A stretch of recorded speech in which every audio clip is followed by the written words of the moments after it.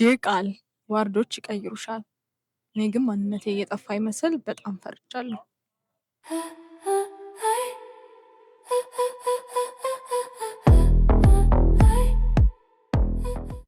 ህይወትን እንዴት እንደምናድን ያስተምሩናል።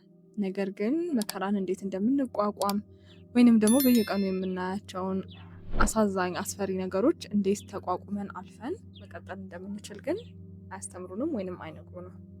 እናም ይህቺ ደብዳቤ ዋርዶች ውስጥ እየው ስለመጣሁት የራሴ አካል ነው።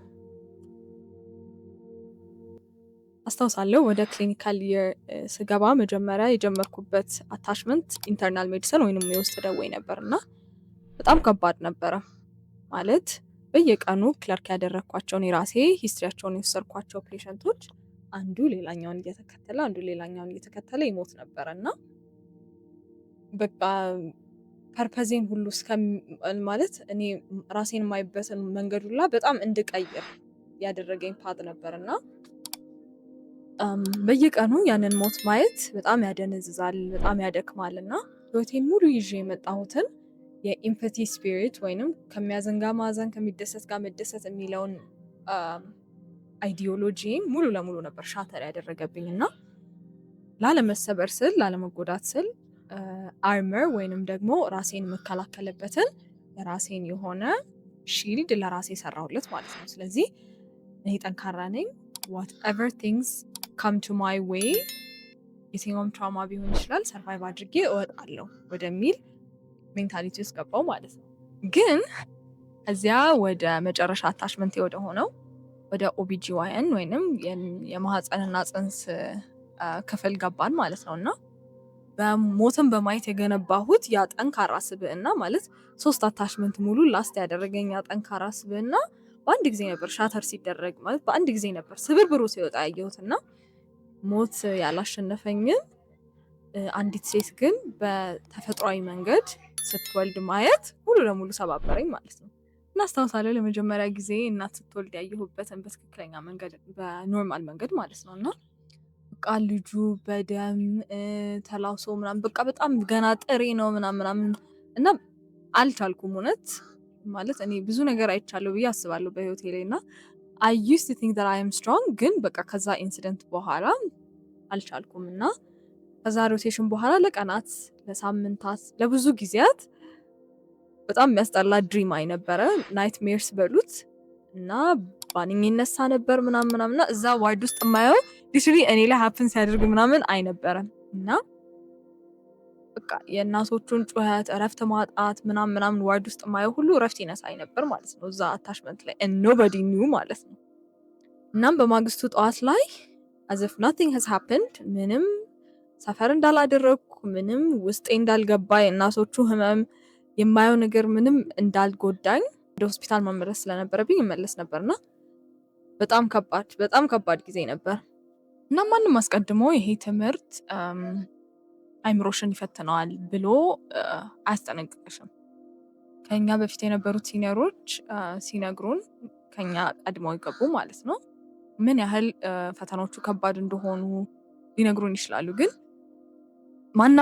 የማናቸውም ንግግር ሳይኮሎጂካሊ ፕሪፔርድ እንድንሆን አላደረገንም ነበረና ዶክተር ለመሆን ስንማር ስሜታችንን መክታት አለብን ወይንም ዲታችድ ማድረግ እንዳለብን ይነግሩናል። ሁልጊዜ ከፔሸንት ጋራ ኢሞሽናሊ አታችድ አትሆኑ ምናምን እንባላለን። ግን አክቹሊ እዛ ጋራ ያለውን ነገር ማንም ሰው አልነገረንም ነበርና በራውንድ ጊዜ ስንቆም ማልቀስ አንችልም።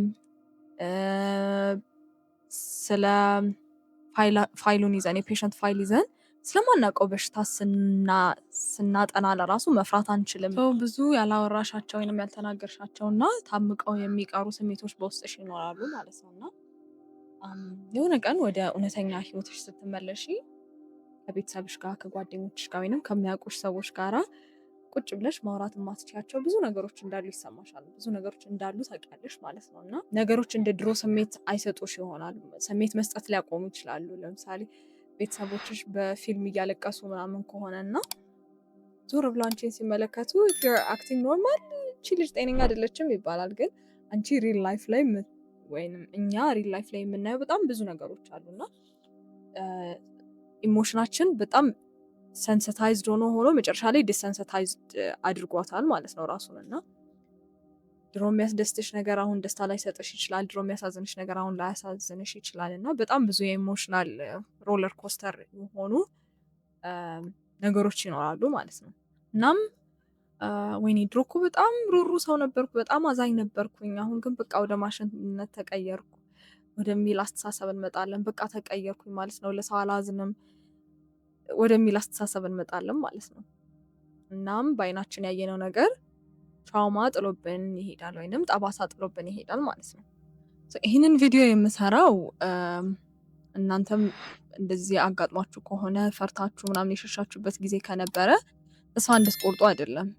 ኦቢጂዋይን ውስጥ የምናየውም ኢንተርናል ሜዲሲን ውስጥም ያለው ህይወት እንዲያስፈራችሁ አይደለም። ነገር ግን ሁሉም ሰው የሚሄድበት ሁሉም ሰው ላይ ሀፕን የሚያደርግ ነገር ነው ብዬ ስለማስብ ነው። ኢትስ ዩኒቨርሳል ኤክስፒሪየንስ እና ዲስከሬጅድ እንዳትሆኑ ለማለት ያህል የምሰራው ነው። እና የራሴንም ኤክስፒሪየንስ ልንገራችሁ ብዬ ነው በዛው።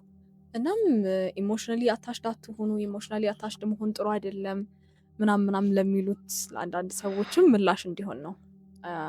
አክቹሊ እኛን ጎበዝ ዶክተር ወይም ምርጥ ዶክተር እንድንሆን የሚያደርገን ሙሉ በሙሉ ስሜት አልባ መሆናችን አይደለም። ስሜት አልባ የሆነ ሰው አክቹሊ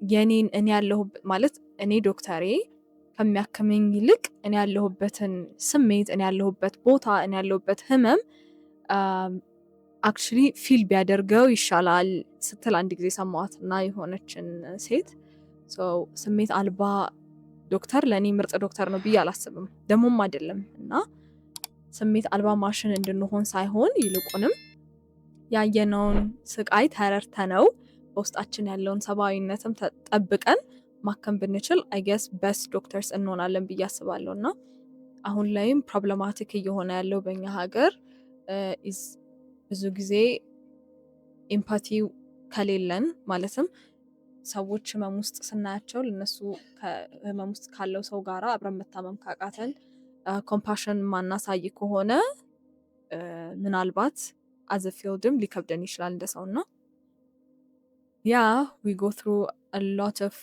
lot of trauma ግን ትራውማችን የሚሰብረን ወደኋላ የሚያስቀረን ሳይሆን ይልቁንም ፔሸንታችንን ኢንደብዝ ተረድተነው በደንብ እንድናክምበት ፓወር ይሰጠናል ብዬ አስባለሁ። በመጨረሻም ይህንን ቪዲዮ ለምታዩ የህክምና ተማሪዎች ለሆናችሁ በሙሉ በተለያዩ ዋርዶች ውስጥ ያያችሁት ነገር ሰላማችሁን እየነሳችሁ ከሆነ አይዟችሁ፣ አብረን ነን እና ጠባሳችንን ደብቀን I'm fine we're fine ምናምን አንልም። አንዳንድ ጊዜ ደግሞ እናወራዋለን።